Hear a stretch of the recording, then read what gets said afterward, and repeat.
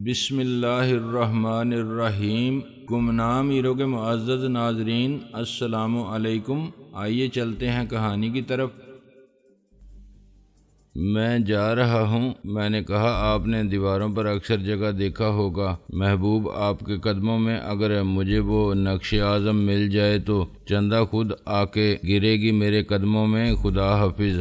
میں دروازے تک بھی نہیں گیا تھا کہ فون کی گھنٹی بجنے لگی۔ کمال نے ریسیور اٹھا کے کہا، کون؟ شاہ عالم۔ میرے قدم رک گئے۔ ڈاکٹر کمال کے فلیٹ پر شاہ عالم کو فون کرنے والا کون ہو سکتا تھا؟ چندہ یا خان اعظم سے مجھے ایسے مذاق کی توقع نہیں تھی۔ رکشی کو یہ نمبر معلوم نہیں ہو سکتا تھا، ایسی حرکت تیمور کر سکتا تھا۔ کمال ریسیور پر ہاتھ رکھے میری طرف دیکھ رہا تھا۔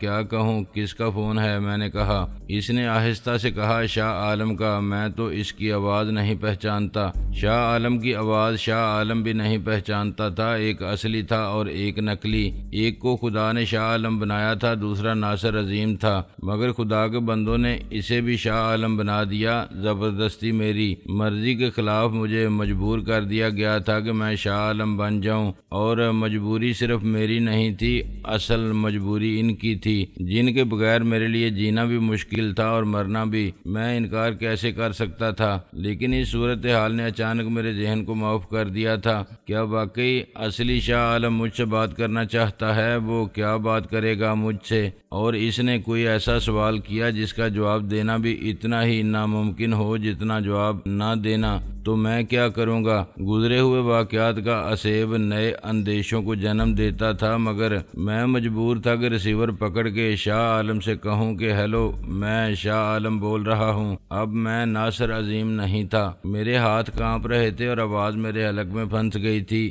آخر مجھے اتنا نروس ہونے کی کیا ضرورت ہے؟ میں نے اپنے آپ سے کہا، لیکن اس کے باوجود جو آواز میرے حلق سے برآمد ہوئی وہ ایسی ہی تھی جیسے کوئی مظلوم دولہا نکاح کے وقت قاضی کے سوال پر نکالتا ہے، ہیلو۔ جواب میں مجھے اپنی ہی آواز سنائی دی، ہیلو۔ تو میں نے ریسیور کو کان سے ہٹا کے دیکھا، یہ صدائے باز گشت تھی، پہاڑوں سے ٹکرا کے لوٹنے والی اپنی آواز، مگر ٹیلی فون ریسیور کے ایک حصے میں داخل ہو کے دوسرے سے سنائی دینے والی آواز کو بازگشت کیسے سمجھا جا سکتا؟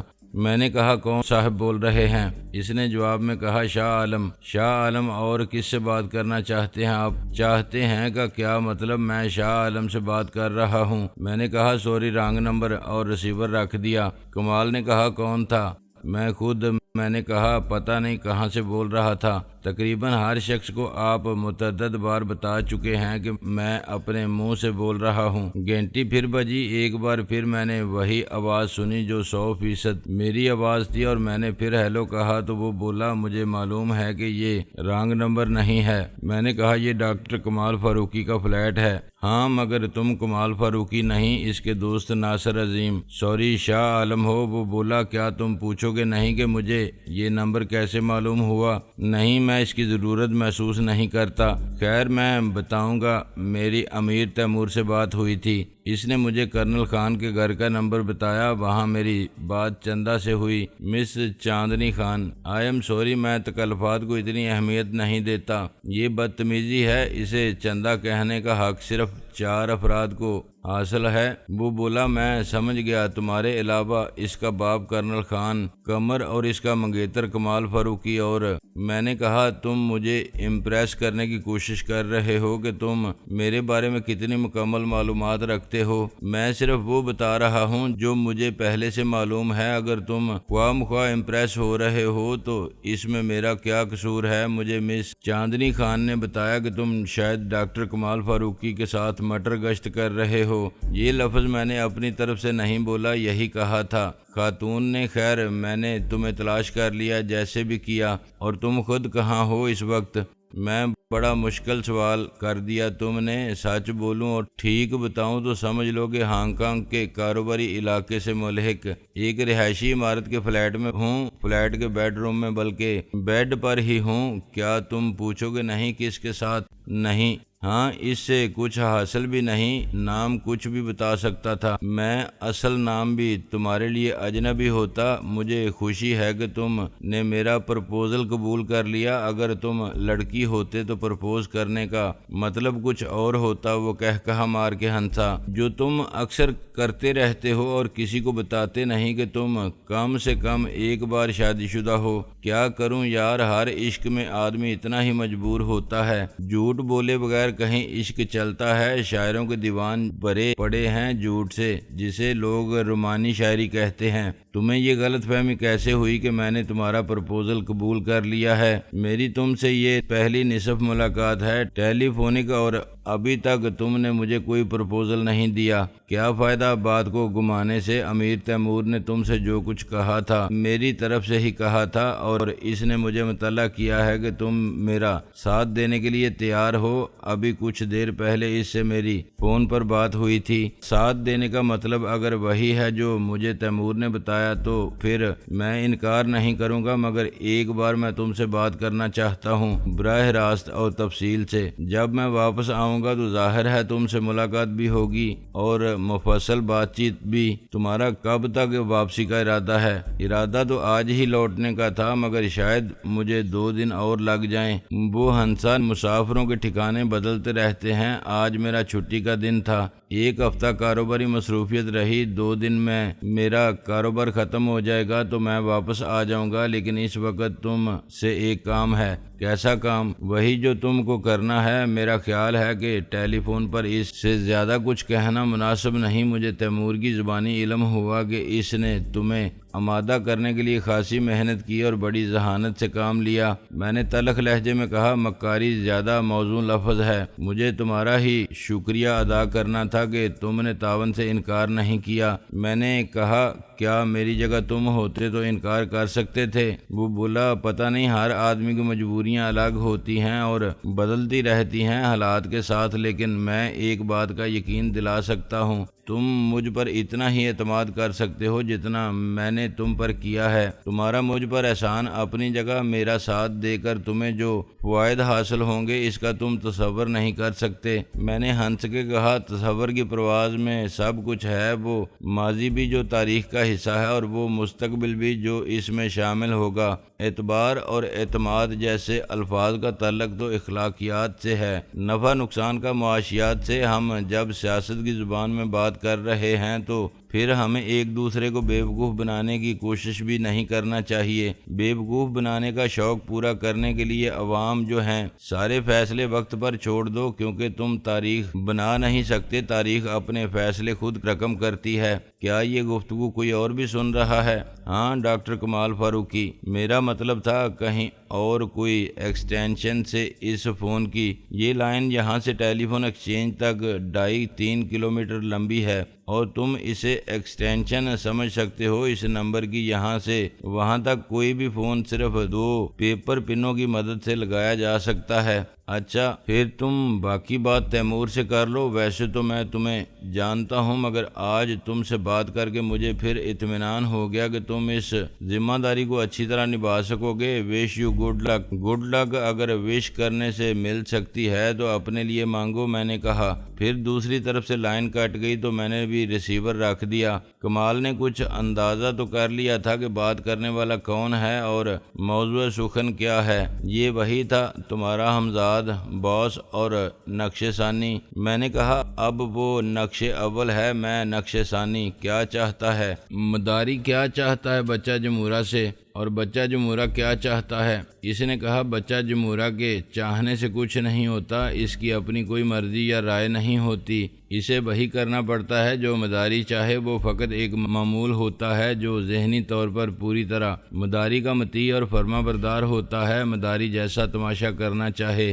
بچہ جمہورہ اسی کے اشارے پر چلتا ہے، لیکن سنی سنائی باتیں میری سمجھ میں نہیں آتی۔ یہ تو خرابی ہے سمجھدانی کی۔ کمال نے انگلی سے اپنے سر کو بجایا۔ یہ شخص شاہ عالم، میں نے اپنی بات جاری رکھی، مجھے پہلے سے جانتا ہے۔ اسے یہ بھی علم ہے کہ میں اس کے ماضی کے بارے میں بہت کچھ جانتا ہوں، مثلا یہ کہ اس کا کوئی کریکٹر نہیں اور وہ ایک بے ضمیر شخص ہے، اس نے مذہب اور انسانیت کے نام پر دھوکے فریب کا جال پھیلا کے اپنا الو سیدھا کیا۔ ایسا بہت سے لوگ کر رہے ہیں۔ انسانی ہمدردی اور خدمت خلق کا سائن بورڈ لگا کے بہت سے لوگوں نے اپنی اپنی دکان کھول رکھی ہے، بالکل اسی طرح جیسے سٹے اور جوئے کے اڈے، انعامی scheme, finance company, marriage bureau یا ریکروٹنگ ایجنسی، یہ سب ایک ہی تھیلی کے چٹے بٹے ہیں اور سب مل کے ایک ہی کام کر رہے ہیں۔ یہ لوگوں کے جذبات سے کھیل کے اور انہیں سبز باغ دکھا کے لوٹ رہے ہیں، ان کا مال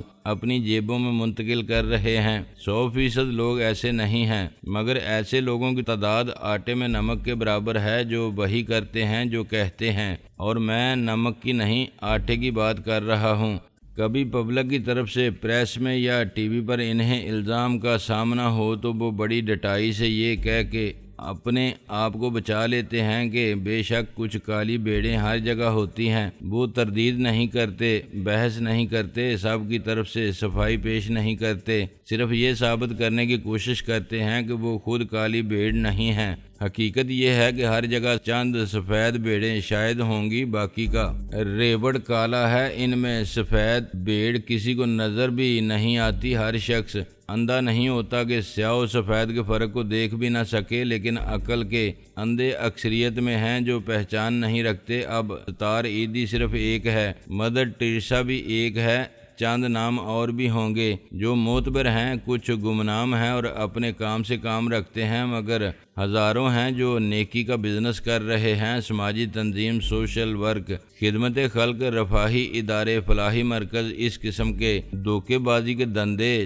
چلانے والے ہزاروں رجسٹرڈ ادارے، ان رجسٹرڈ کو شامل کیا جائے تو شاید لاکھوں ہوں گے، اور یہ سب اسی طرح لوگوں کو بیوقوف بنا کے لوٹ رہے ہیں جیسے لائسنس یافتہ جوئے خانے۔ اللہ کا شکر ہے کہ اپنے پاک وطن اسلامی جمہوریہ پاکستان میں کسی کو جوئے خانے چلانے کا لائسنس نہ دیا گیا ہے اور نہ دیا جا سکتا ہے۔ میں نے کہا ہاں، مگر کیا یہاں سٹا اور جوا نہیں کھیلا جاتا باقاعدہ پولیس کی قانونی سرپرستی میں؟ اور کیا ہر اڈے سے قانون کے محافظ ماہانہ بتا نہیں لیتے؟ لاس ویگاس میں جوئے خانوں کے لائسنس ہیں تو وہ حکومت کو ٹیکس ادا کرتے ہیں۔ یہاں حکومت بے بسی سے دیکھتی رہتی ہے۔ جوئے سٹے کے اڈوں سے پیسہ صرف مالکوں کو ملتا ہے یا انہیں تحفظ فراہم کرنے والوں کو؟ لوٹنے والے کون ہیں؟ وہی عوام 90% بیوقوف جن کے بارے میں ٹھیک کہا جاتا ہے کہ جب تک وہ موجود ہیں 10% عقل مند کیسے بھوکے مر سکتے ہیں۔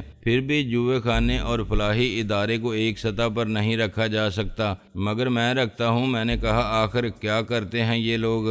یہ لوگوں کے جذبات سے کھیلتے ہیں۔ ایک اس دنیاوی زندگی میں جنت کے سبز باغ دکھاتا ہے تو دوسرا آخرت کی ابدی زندگی میں حقیقی جنت کے پہلے گروہ میں وہ سب شامل ہیں جو دولت مندی کا شارٹ کٹ بتاتے ہیں۔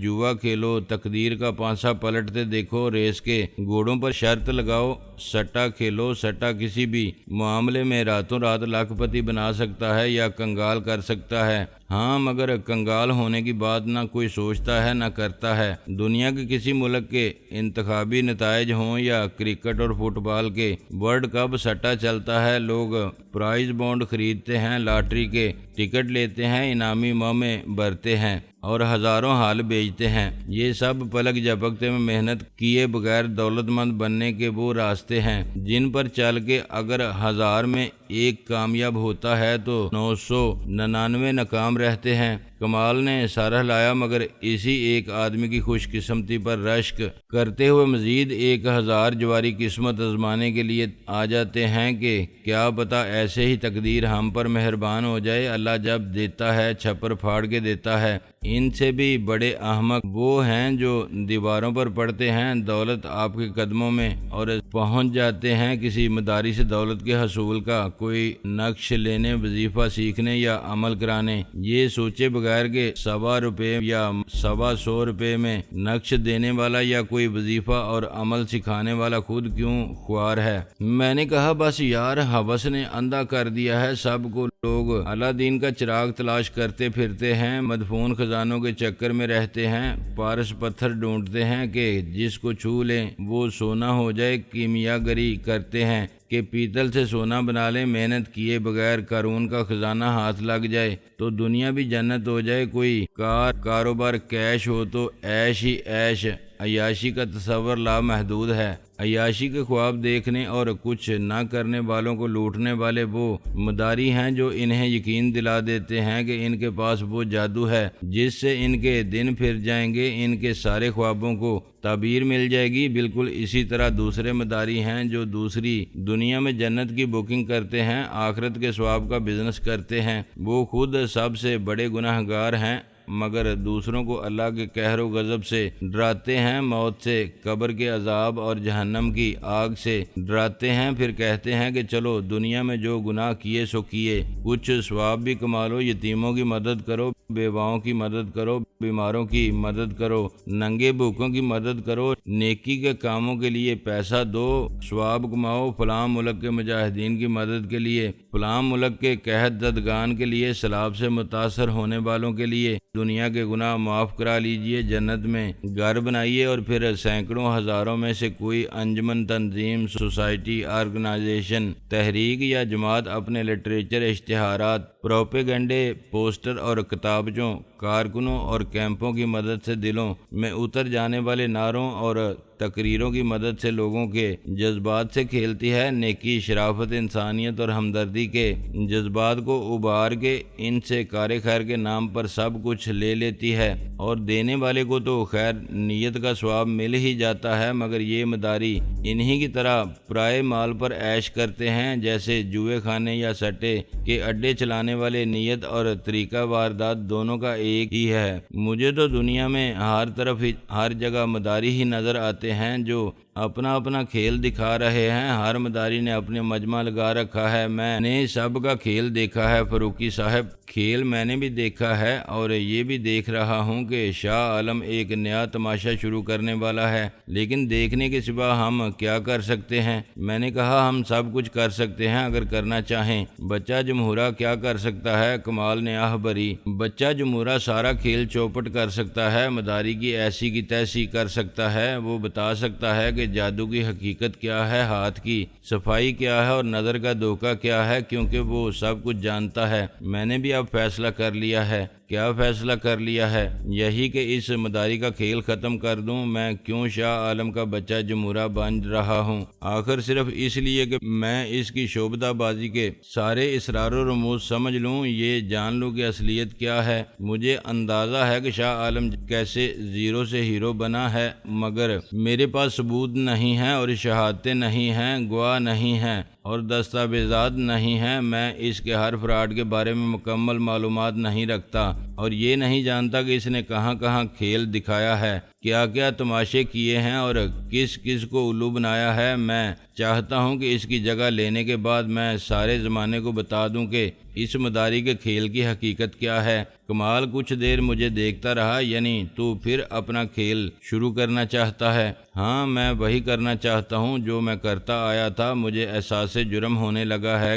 کمال کے خاموش تماشائی بن کے میں نے بزدلی، کم ہمتی اور خود غرضی کا مظاہرہ کیا ہے۔ اگر میں دیکھتا ہوں کہ کوئی دھوکے باز پیتل کو سونا بنا کے بیچ رہا ہے اور میں خریدنے والوں کو آگاہ نہیں کرتا کہ وہ دھوکے کا شکار ہو رہے ہیں اور میرے پاس کسوٹی ہو، پھر بھی میں انہیں پرکھنے کے لیے نہ دوں تو یہ دھوکے باز کی مدد کے مترادف ہے۔ اگر میں اس خیال سے خاموش ہو جاؤں کہ دھوکے باز کی دشمنی مجھے مہنگی پڑے گی تو یہ بزدلی ہے، اور اگر میں یہ سوچوں کہ کیوں نہ میں اس سے سودا کر لوں، اس پر واضح کر دوں کہ میں پیتل اور سونے کا فرق جانتا ہوں، چنانچہ وہ اپنا جال سازی کا دھندا جاری رکھنا چاہتا ہے تو مجھے بھی اپنی آمدنی میں شریک کر لے، تو یہ خود غرضی ہی نہیں، جرم میں شراکت ہے۔ یہ آپ کا پرانا فلسفہ ہے۔ میں نے ہر مداری کے کھیل میں شریک ہو کے اس کا بانڈا چوراہے کے بیچ پھوڑا ہے۔ آج تک زندگی کی مسافت طے کرتے ہوئے مجھے جتنے مداری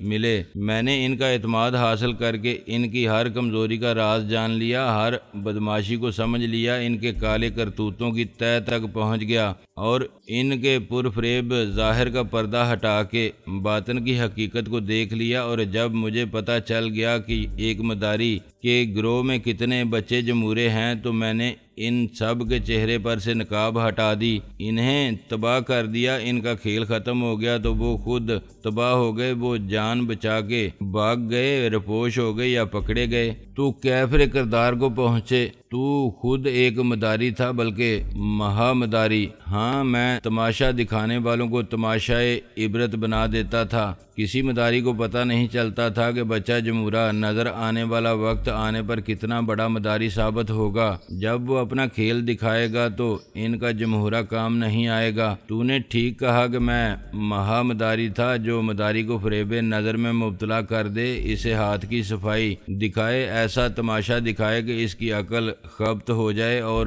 ہاتھوں کے طوطے اڑ جائیں۔ لیکن تو نے یہ کام چھوڑ دیا تھا الو کے پٹھے۔ بس یار، ایک لڑکی نے جادو کر دیا تھا مجھ پر، اس کا حسن بڑا ساحر تھا اور اس کی محبت کا طلسم ایسا تھا کہ میرے جیسے مہامداری کے ہوش گم ہو گئے۔ اس نے اپنے عشق کی ڈگڈگی بجا کے کہا، ہاں تو پھر بولو تم کون؟ میں نے آنکھیں بند کر کے کہا، تمہارا دیوانہ۔